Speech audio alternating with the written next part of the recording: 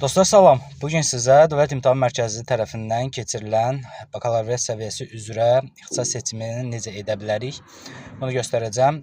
İlk növbədə dim.gov.az saytına daxil oluruq.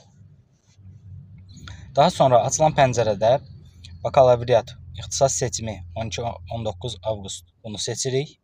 Daha sonra açılan pəncərədə gördüyünüz hissədə bakalavriat səviyyəsinə qəbul olmaq istəyən abituriyentlərin elektron ixtisas seçimi ərizələrinin onlayn qəbulu. Buna toxunuruq. Şəxsi kabinetin istifadəçi adı və parolu bu hissəyə daxil oluruq.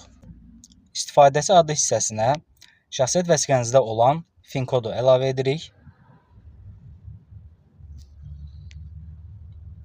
Daha sonra davam et düyməsinə basırıq. Özünüzün təyin etdiyiniz Dövlət İmtahan Mərkəzi DİM-in şəxsi səhifəsində şəxsi kabinetin kodunu yazırıq. Yazandan sonra daxil ol düyməsini sıxırıq.